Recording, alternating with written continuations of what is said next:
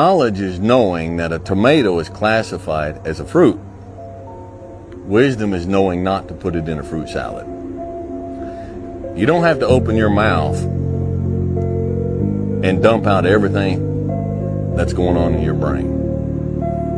You don't have to tell people everything you know. You know, there's two sides of that calm thing. There's the people who stir things up around you.